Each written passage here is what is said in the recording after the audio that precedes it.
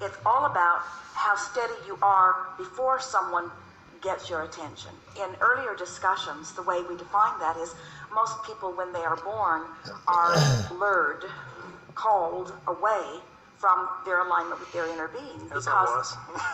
Because people around them want them to behave in ways that please them, and because you want to perform in ways that please them, because there's benefit all around in that. Right. I want us all to feel good. Right. You want everyone to feel good. Well, I mean, when I'm there, like, I want us to have fun, at least in my bubble, around me. Like, I want everyone to have a comfortable, easy experience. But let's just put it this way. Here's a better way I can word it. Like, I can read energy really, really, really, really, really easily. And, I feel it. Like, it's been really good being in this room with everyone today for me. But on the other end of that token, I can go to the Asheville Mall tonight and I'll walk out of there feeling 15 years older than I do right now. Because, not because anyone has a negative intent towards me. It's just I'll feel things that aren't me. And it's hard to stand my own ground. And that's what goes on in the golf. Well, the question, and you're right on it, and you've laid the perfect platform for us to have this discussion fully, because first and most important to understand is that it doesn't matter what the energy of the crowd around you is. It only matters what your relationship to your grid is. All right. So you can't dial into a vibrational station that isn't active somehow in your vibration. So what's going on is your observation of reality is causing an adjustment to your vibration that then subsequently brings a response from the reality that confirms it. And so it's sort of a cycle. But at the basis of this cycle is an unstable vibration. It's an undisciplined vibration. It's an unpracticed vibration, which you're now doing something about. In other words, most people are just running around observing and then having knee-jerk responses to what they're observing. When you start feeling vulnerable, when you feel paranoid, we're not talking about you, we're talking about people. When you feel negative things coming from people, it's not because they're out there broadcasting it, because they're broadcasting a variety of things around you all the time. The question is, where have you got your tuner set, you see? Now, in context of everything that we've been talking about here today, we don't want you to freak out or worry at all about that, because it's a natural thing. Adjusting your energy and learning about your energy is just as important as any contrast that you would be living. So if you go someplace and you come out of there feeling 15 years older with your energy drained and not feeling the fun and enthusiasm for life that you're accustomed to. And then I beat up on myself because I know I'm doing it. Don't beat up on yourself. Instead, stop and say, this is a contrasting experience that is reminding me that I didn't take time before I walked into that mall to prepare my grid. That's all. In the past, we've called it pre-paving. We've called it segment intending.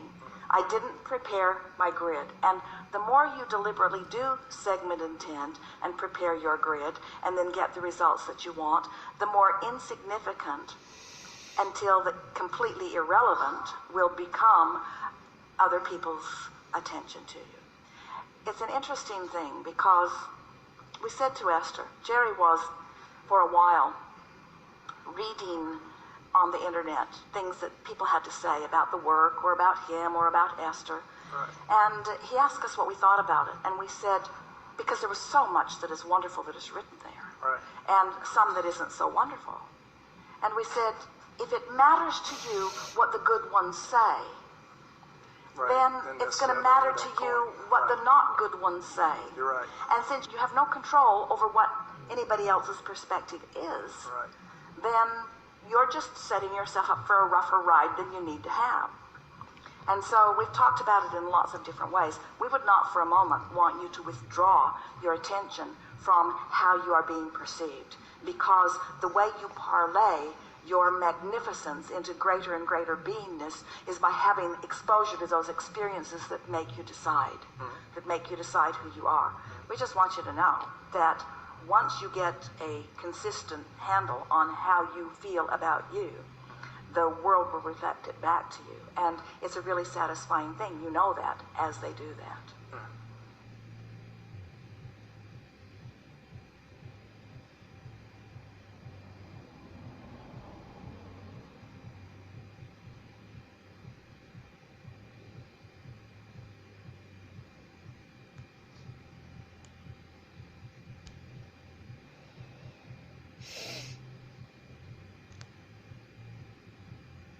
Further back? Yes. Stand. Yes. The person furthest forward? Yes. Johanna, I have a simple question, and then I may have another one, but why do we cry? Well, let's begin by establishing that all emotion is a relationship thing. It's the vibrational proximity between who you've become and who you're allowing yourself to be. And so let's further say that all energy is in motion. So it's fair to say that a great deal of your time you are on your way into or out of the vortex. Since energy is always in motion. So sometimes when you first get into the vortex, if it has been spinning particularly fast relative to some very meaningful subject, and you are just in the process of getting up to speed with it, you'll have sort of tears of joy as you are welling up with the fullness of who you are. And sometimes when you've recently stepped out of the vortex, you are crying in your discordant realization of not being up to speed with who you really are. So it's like an entrance or exit. Not exactly, but it's a good way of saying it. It's like Jerry and Esther, in their realization of their alignment with us, once they began meditating seriously, meaning every day for 15 or 20 minutes, Esther began noticing many episodes in every day of shivers of pleasure coming up her spine. And she associated it with us, but what it really was her focusing upon something that brought her quickly up to speed with who we were. So it was the relationship between where she was and where she is that brought the sensation. And then as we visited with them about it, Jerry said, well, he remembers as a child those other kind of shivers, like creepy ones, where he was worried about something in the bushes or something like that. And we said, it's the same thing. As you said, it's entering or exiting. That's where you're in a higher vibration and you focus upon something that suddenly takes you away from who you are. And so commonly people say I was overwhelmed with tears of joy. And we say, you just weren't accustomed to being up to speed with who you really are. You sort of surprised yourself with your connection.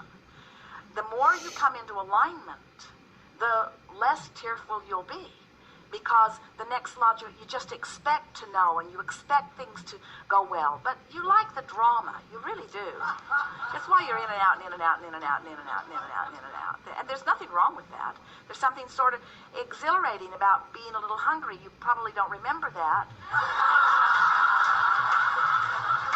But there is something sort of nice about being a little hungry, because everything's more poignant. Yes. The other point of my question, I know that I'm here to teach, and I enjoy teaching. It's my passion. I love it. And I do that through my poetry. And I wanted to know, how can I best help my family, my friends? I feel that I came into this world as a black female American for a reason. And how should I use that outer peeling? Because that's all it is. It's just the outside of me that people see. How can I best use that to really to be an example for the people around me? Well, we have a question for you. From inside the vortex, do you think that outer peeling is an issue or not. No. So when you're inside the vortex, then it becomes inconsequential. Correct. And that's how you offer the most, by making it a non-issue. It's interesting. Esther's notice says she's felt us flowing through her for so many years in formats like this. She can feel that there is not a difference from Abraham's viewpoint of male energy, female